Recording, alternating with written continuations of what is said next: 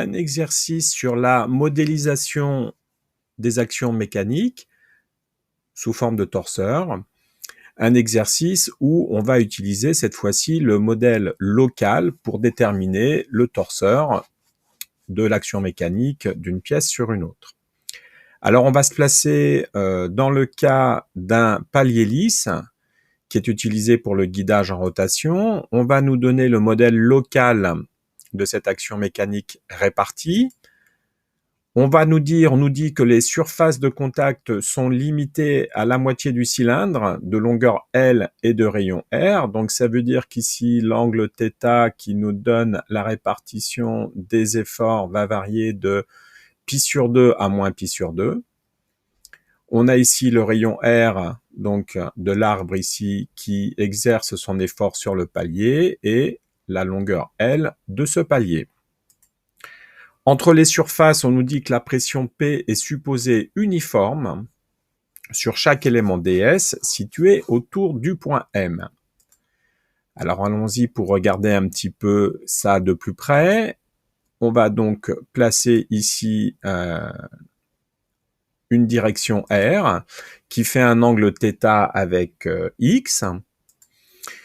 On va placer notre élément local en M, c'est la force dF en M de l'action de 2 sur 1.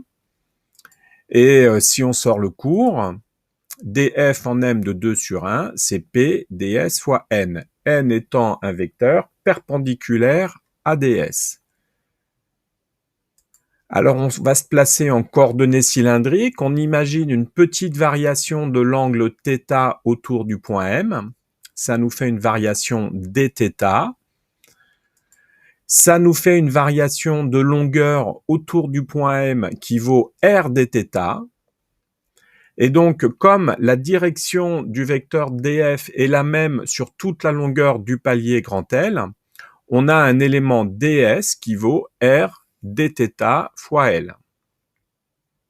C'est la partie la plus importante du TD, c'est ça qu'il faut comprendre.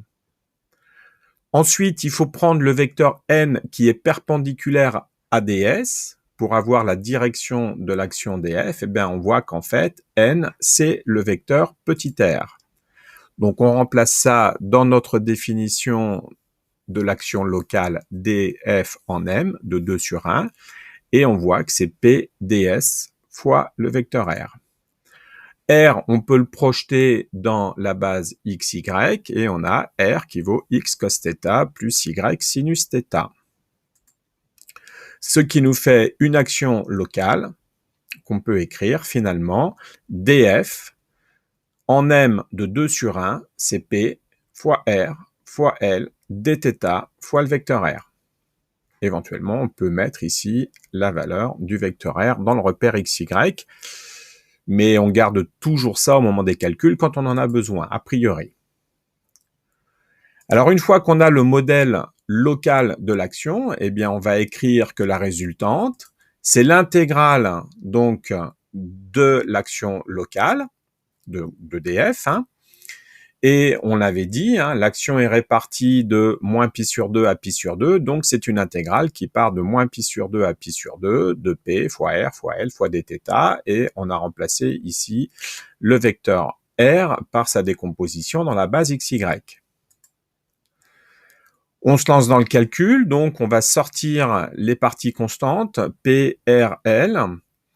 On a ici donc la composante en x, on sort le vecteur x, il est fixe lorsque θ varie, et on sort le vecteur y qui lui aussi est fixe quand θ varie, et donc on va de moins pi sur 2 à pi sur 2 pour x et y, pour la composante en x et la composante en y.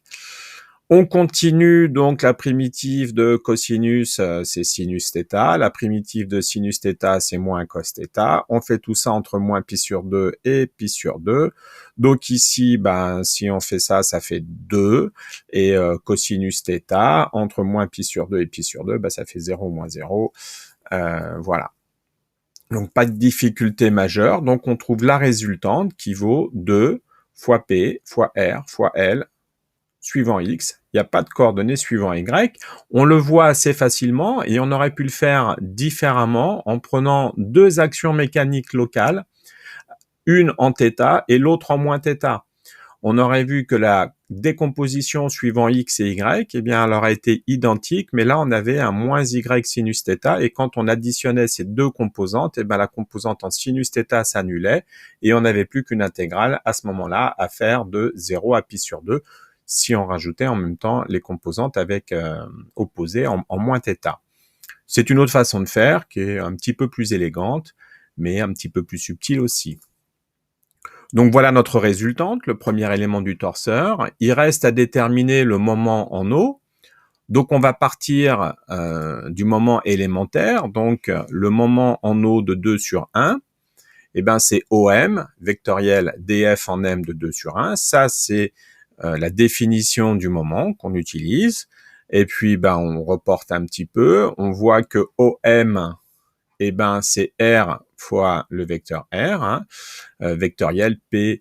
On reprend notre définition de df. Et puis, ben, on se rend compte qu'on a un produit vectoriel, R. On voit bien, de toute manière, df passe par O. Donc, le moment en eau, en fait, de chacune de ces petites forces élémentaires est nul. Donc, quand on intègre, on trouve un moment nul. Donc, au final, voilà notre torseur, le torseur de l'action de 2 sur 1. Il a comme résultante 2LRP fois le vecteur X, donc une composante suivant X, la résultante, qui est égale, quand on regarde bien, ici j'ai 2R, en profondeur GL, donc 2R fois L, finalement, c'est la surface de la tranche du palier, multiplié par P. C'est un résultat qu'on peut ressortir immédiatement en concours parce que c'est un résultat qui est connu et qui permet de s'éviter un petit calcul fastidieux. Il est assez facile à retenir. Quand on l'a fait une fois, il est assez facile à retenir.